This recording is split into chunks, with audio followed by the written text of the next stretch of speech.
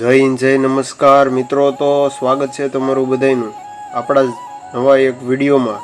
તો આજે આપણે ચર્ચા કરવાના છીએ કે ગુજરાત પંચાયત સેવા મંડળ પસંદગી દ્વારા જે ખૂબ જ મોટી ભરતીની જાહેરાત કરવામાં આવેલી છે.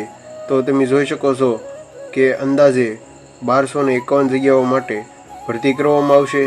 તેમાં સૌપ્રથમ ભરતીની વાત કરીએ તો સ્ટાફ નર્સ છે, ત્યાર પછી તલાટી કમ મંત્રી, એન્જિનિયર, FHW, ગ્રામ સેવક, જુનિયર ક્લાર્ક, પશુધન નિરીક્ષકની ભરતી છે, મુખ્ય સેવક, ફાર્માલિસ્ટ, લેબ સાયન્સ વગેરે ભરતીની માહિતી ઓફિશિયલ જાહેરાત કરવામાં આવી છે. તો વિડીયોનો અંત સુધી બન્યા રહેજો. તો આપણે આ વિડીયોમાં માહિતી મેળવશું કે કઈ તારીખે તમે ફોર્મ ભરી શકશો. ત્યાર પછી જે મહત્ત્વની જે અપડેટ આવેલી છે તે આપણે તેની વાત કરીએ તો તમે જોઈ શકો છો કે દિવ્યાંગ ઉમેદવારો માટે ભરવાપત્ર કુલ જગ્યાઓની સંખ્યા આપવામાં આવેલી છે. એટલે કે દિવ્યાંગ ઉમેદવારો માટે ભરવાપત્ર જગ્યાઓ પૈકી કેટેગરી વાઇઝ અનામત જગ્યાઓ આપવામાં પણ આવેલી છે. તમે જોઈ શકો છો કે A, B, C અને D, E કેટેગરીમાં જગ્યાઓ આપવામાં આવેલી છે. તેમાં સૌપ્રથમ જાહેરાત ક્રમાંક 2526 એટલે કે 2025 અને 26ની વાત કરીએ તો સર્વાંગનું નામ લેબોરેટરી ટેકનિશિયન 43 જગ્યા છે. ઉમેદવારોની જગ્યાની વાત છે. ત્યાર પછી સ્ટાફ નર્સની વાત કરીએ તો 36 જગ્યા છે. વિસ્તરણ અધિકારી ખેતી 12 જગ્યા છે. પશુધન નિરીક્ષકની 23 જગ્યા છે. આંકડા મદદનીશ 18 જગ્યા છે. જુનિયર ફાર્માલિસ્ટ 43 જગ્યા છે. વિતરણ અધિકારી 8 જગ્યા છે. સંશોધન મદદની 5 જગ્યા છે. મુખ્ય સેવક 20 જગ્યા છે.